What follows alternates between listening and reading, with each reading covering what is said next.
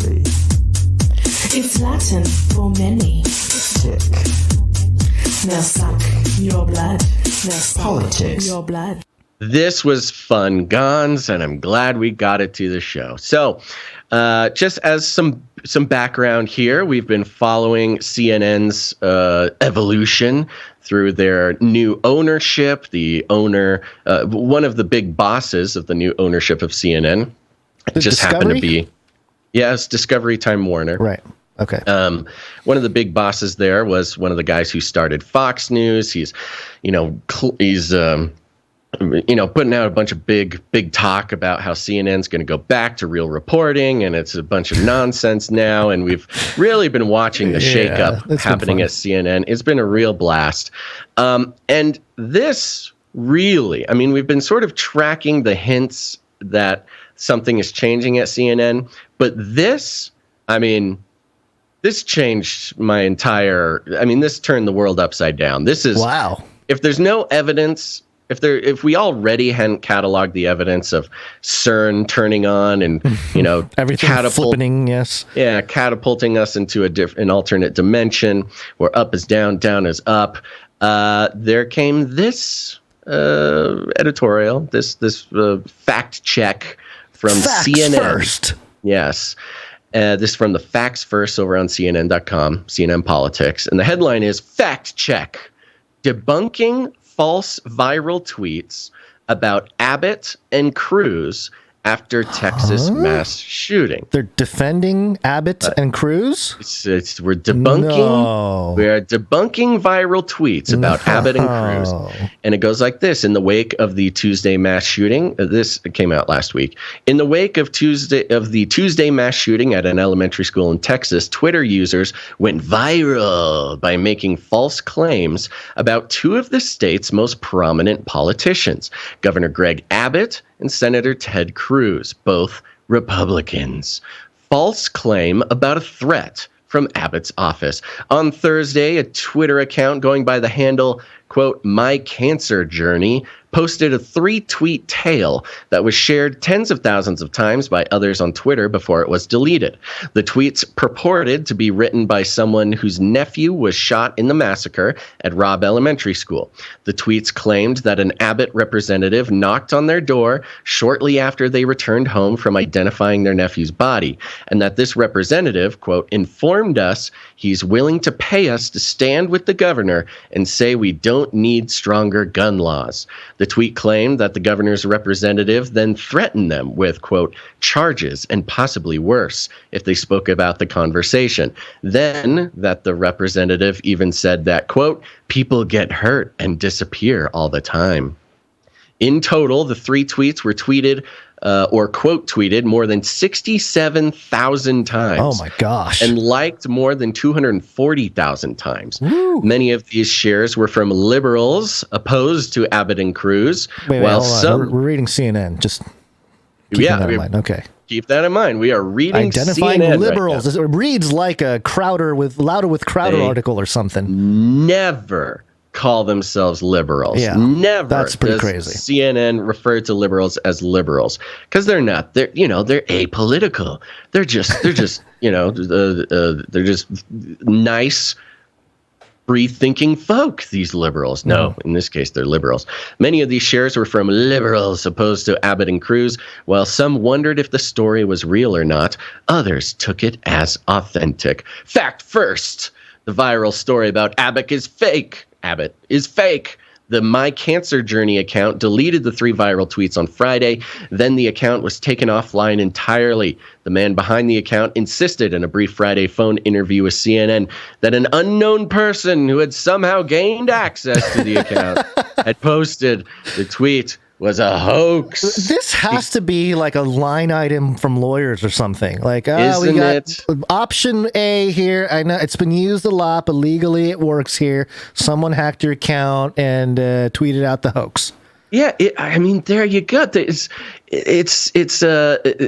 calling it a hoax. I mean, first of all, CNN actually did some actual journalism and called the guy who did the tweet, who owned the account. I mean, that alone is like, oh, what has happened? We are definitely in an alternate dimension. They actually were trying at least to do some journalism, which is bizarre.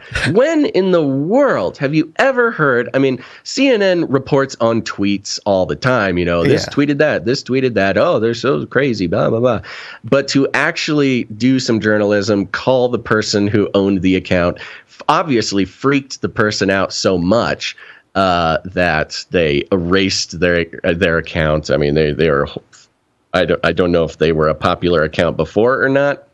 But they obviously were freaked out. I know we're going to finish kind of reading out this article. I'm sure you have some other points to make, but this is a pendulum. You got to keep in mind with the pendulum. At a certain point, we might find a moment in time where it feels very balanced. A regression to the mean. But it'll be an issue if it continues to float the other way, and as the pendulum swings far the other way, it'll just be CNN will just become kind of a Republican outlet. You know what I mean? Like, it'll just be totally right wing. That's, we are aware that the political poles, much like the poles of the earth, sort of switch every once in a while. And I think that's one of the very interesting parts about what we're watching here is we are watching in real time. CNN sort of changed their tune in response to new ownership. So anyways, it goes on fact checking this and sort of defending Abbott. Now there's the false claim about Cruz's tweet. Another Twitter user accused Cruz. This is Ted Cruz, the sort of cartoonish punching bag for CNN and liberals forever. Which is admittedly not hard to do. He has sort of occasionally shown himself to be a silly man. But the debunking of a negative tweet about Cruz on CNN, blowing my mind. Another Twitter user accused Cruz of having tweeted the exact same 3 sentences after 12 different mass shootings, changing only the location each time. This tweet from a user who goes by Chavito on Twitter and rap stage name Cali Kev generated more than 17,000 retweets and quote tweets, plus more than 43,000 likes. Chavito wrote, quote, "These mass shootings happen so much that Ted Cruz really got a template ready to tweet whenever they occur," adding an expletive calling the situation wild. The viral tweet featured a collage of 12 images that showed Cruz supposedly tweeting the same words over and over. Quote, "Heidi and I are fervently lifting up in prayer the children and families in the horrific shooting in location. We are in close contact with local officials, but the precise details are still unfolding. Thank you to heroic law enforcement and first responders for acting so quickly." 11, this is the facts first from CNN. 11 of the 12 supposed Cruz tweets in the viral collage are fake. Cruz did tweet those 3 sentences after the mass shooting in Uvalde, but not after any other incident. The man behind Chavito account did not respond to a request for comment. So CNN actually reaching out to the Twitter users. Cruz's office confirmed that the senator tweeted this message in response to the Uvalde massacre, but not in response to any other. Some other Twitter users slammed Cruz for using some similar language about prayer and law enforcement in his tweets about some past shooting.